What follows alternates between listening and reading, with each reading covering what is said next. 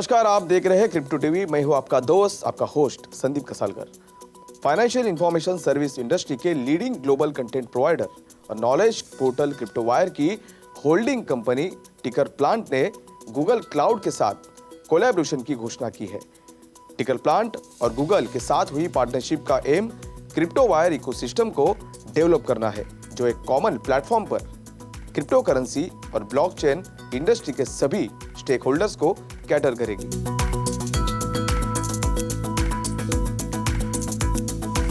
Global crypto market cap $2 trillion से नीचे फिसला। Bitcoin ने किया $42,000 के नीचे ट्रेड।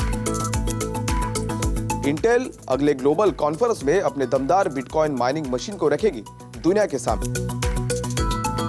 भारत के क्रिप्टो करेंसी एक्सचेंज अपने कोड ऑफ कंडक्ट को कर सकते हैं अपडेट।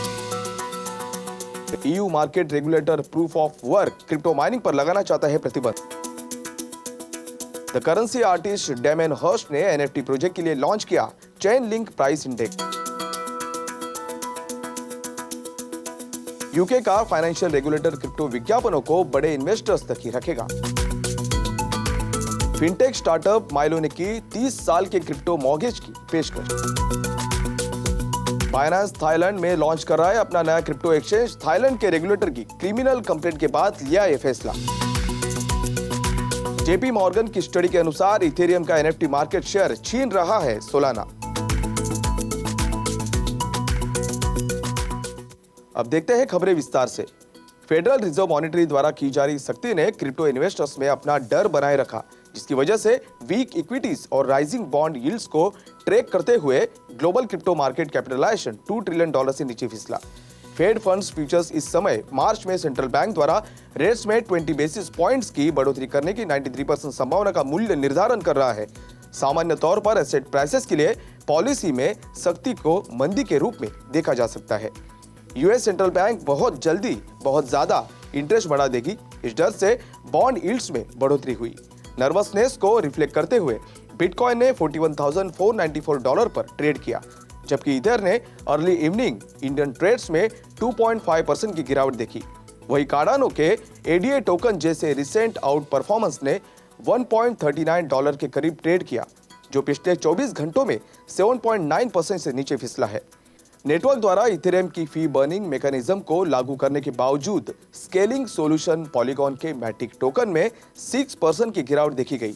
ऐसे में पिछले 24 घंटों में क्रिप्टो का ग्लोबल मार्केट कैपिटलाइजेशन 2.4% से गिरकर $1.94 ट्रिलियन हो गया है।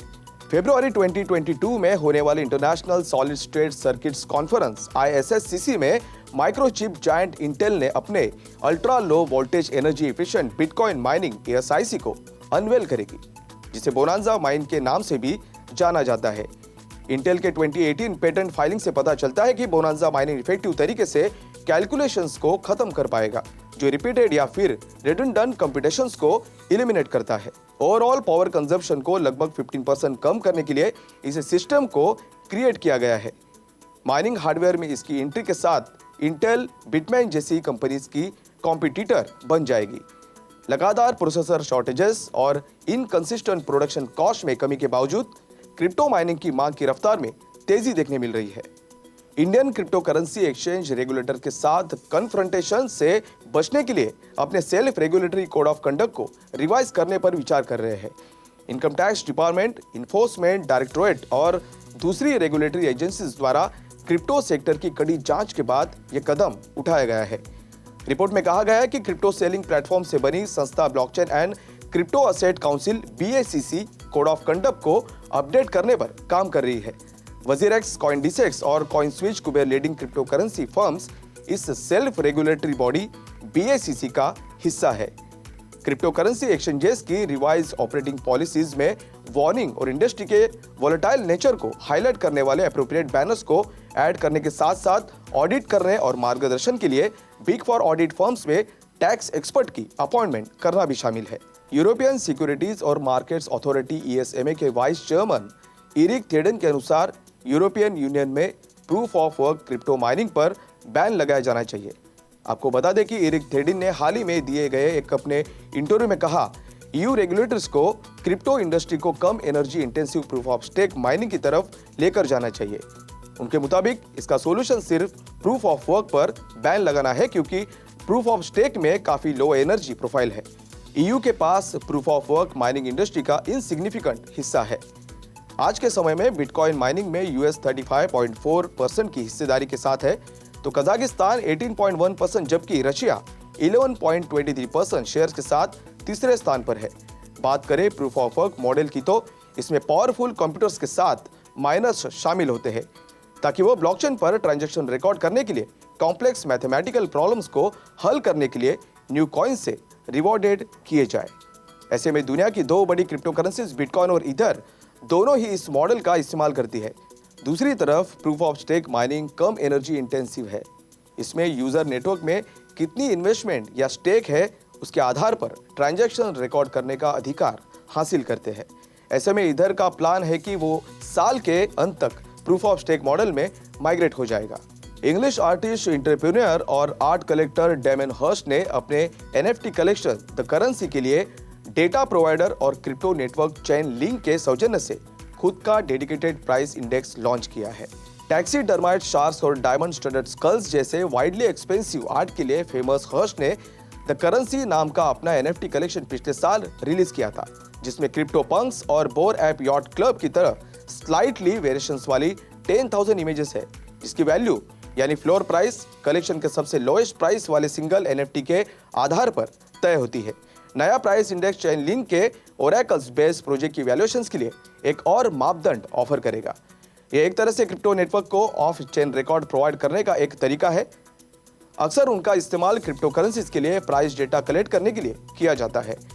हर्ष का price index recent market data को एक एल्गोरिदम में फीड करता है, जो कलेक्शन में ज्यादातर नॉन रेयर NFTs के लिए बहुत ही महंगी प्राइस का एस्टीमेट प्रोवाइड करता है। हालांकि हर्ष का प्रोजेक्ट स्ट्रक्चर क्रिप्टो पंक्स को रिसेंबल करता है। द करेंसी में सभी फिजिकल पेंटिंग्स का डिजिटल रिप्रेजेंटेशन शामिल है। इस समय द करेंसी कलेक्शन की फ्लोर प्राइस 5.05 ETH या लगभग $15,000 है।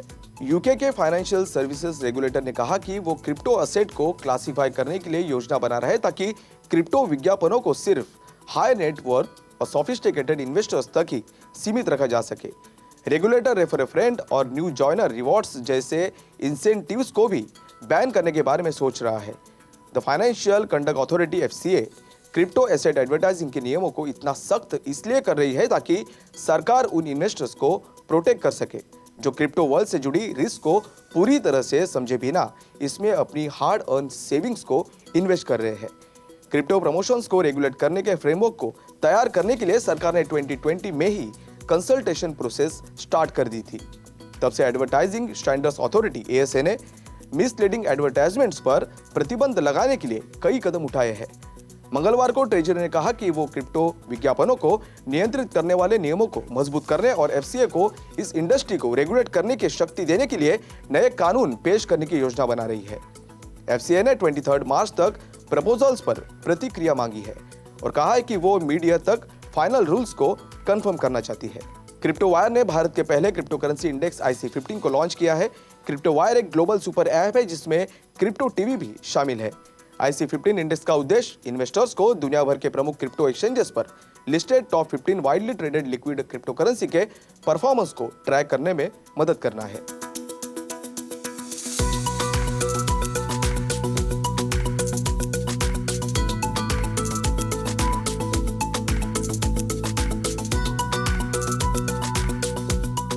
आज के लिए बस इतना ही। क्रिप्टो वर्ल्ड से जुड़ी सभी अपडेट्स जानने के लिए बने रहिए हमारे साथ। बनाइए क्रिप्टो टीवी को अपना साथी और देखते रहिए क्रिप्टो टीवी, आपका क्रिप्टो पार्टनर।